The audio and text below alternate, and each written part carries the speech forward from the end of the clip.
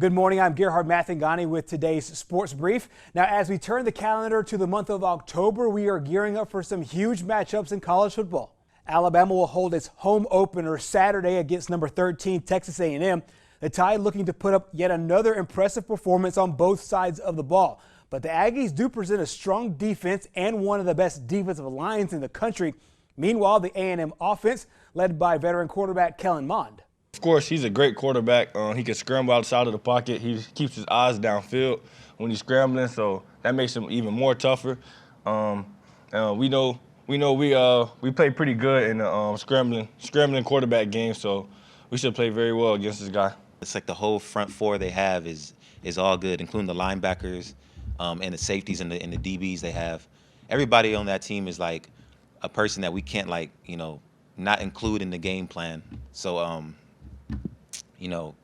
but Bobby, of course, he's a good player too. But the whole front four is all huge too. You know what I'm saying? They're 6'4", 6'5", 300, 200, 280. They all got size and they all can move. So this is gonna be another challenge for us. But us as a team is ready for the challenge, like always. Tide receiver Jalen Waddle certainly looked worth all the preseason hype that he got after Game 1. Waddle recorded more than 130 yards and 2 scores against Missouri.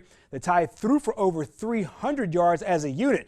A&M head coach Jimbo Fisher knows his secondary certainly has their hands full. They have dynamic receivers. They got first-round guys. I mean, they had them 2 last year, and these 2 they got right there, probably 2, and the young guy coming on, I mean, he looks like a very good one too. So, I mean, when you got first-round guys, you're always worried about no matter how many first-round guys you got, because they have players, the tight ends, the backs catch it. So, yeah, I mean, we feel confident going in with our guys, but at the same time, we understand now you can't blink, you can't take a thing, because those guys are running away from you, catch it, they can catch it and run, they can go deep, run. They're great route tree runners. I mean, they're complete receivers. So that's going to be a huge challenge, and you got to find ways to pressure the quarterback against a very good offensive line. So we got our work cut out. We know it's a good team, but at the same time, we go play ball and compete with them, and we had our opportunities in the past with them too. So, I mean, we respect them to death, but we got to go play.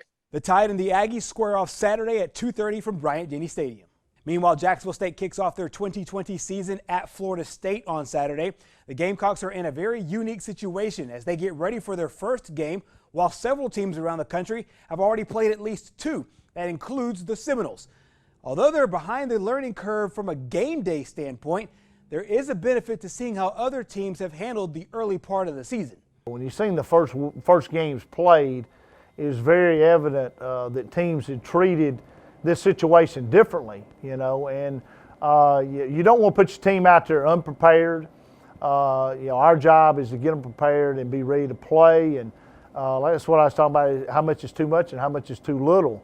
But you could very well tell the first week who had blocked and tackled, because some teams look very poor at doing that the first week, and some teams look really good at doing that. And the talent gap wasn't there wasn't that big of a gap in those competitions, so it was all about preparation. So hopefully we've had a good mix of how we've prepared and gotten ready. JSU and FSU get together Saturday at 3 o'clock from Doak Campbell Stadium in Tallahassee. All 8 games in the Major League Baseball playoff series were held yesterday. None of them were as memorable as the Braves. Atlanta opened their wild card series against the Cincinnati Reds in style.